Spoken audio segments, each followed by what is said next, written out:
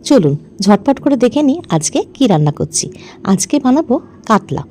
এটা গরমকালের জন্য একদম স্পেশাল একটা কাতলা মাছের ঝোল, মেথি কাতলা আজকে বানাবো। তার জন্য কাতলা মাছগুলোকে এরকম ছোট ছোট করে টুকরো করে রেখেছি।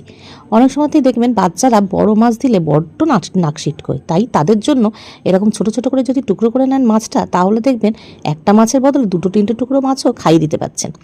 এবারে এই মেথি কাতলা বানানোর জন্য গরমকালের যে স্পেশাল সবজিটা আসে সেটা হলো পটল।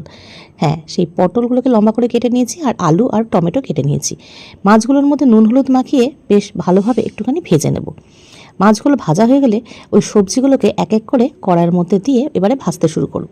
হ্যাঁ, আপনারা ভাবছেন আমি ফোড়ন ছাড়াই কেন এই সবজিগুলো সাতলাচ্ছি, আমার মাথাটা মনে হয় পুরোই খারাপ হয়ে গেছে। না, দেখুন আমি এখানে কি ফোড়ন দিই। সবজিগুলো বেশ কিছুক্ষণ সাতলানো হয়ে গেলে দিয়ে দেবো টমেটোর টুকরোটা। টমেটোর টুকরো দিয়ে একটুখানি সামান্য আমি এর মধ্যে নুন দিয়ে দিয়েছি। যখনই সবজিগুলো ভালোভাবে সাতলানো হয়ে আসবে, তখন সবজিগুলোকে একটুখানি ফাঁকা করে ওই তেলটার মধ্যে দিয়ে দেবো হাফ চামচ মতন মেথি। মেথিটা যদি আগে দেওয়া হয় তেলের মধ্যে, তাহলে কিন্তু মাছের ঝোলটা একেবারে তিতকুটে হয়ে যায়।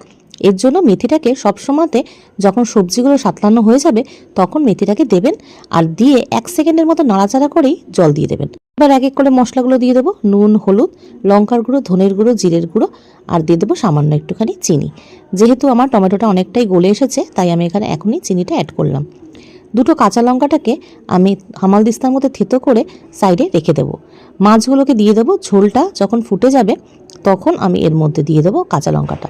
এতে কাঁচা লঙ্কার গন্ধটাও বেশ ভালো লাগবে আর ঝোলটা খেতেও খুব স্বাদ হবে। ওপর দিয়ে কিছুটা ধনেপাতা আমি ছড়িয়ে দিলাম, আর যেই পাত্রে আমি ঢালছি তার মধ্যেও কিছুটা ধনেপাতা আমি দিয়ে দিয়েছি। মাছটাকে ঢেলে নিয়েছি। এই মাছের ঝোল যদি একবার আপনি গরম ভাতের সাথে খান, আপনার আর কোনো কিচ্ছু লাগবে না। হ্যাঁ, আর তার সাথে যদি হয় গরমকালের স্পেশাল গন্ধরাজ লেবু। কেমন লাগলো রেসিপিটা জানাবেন।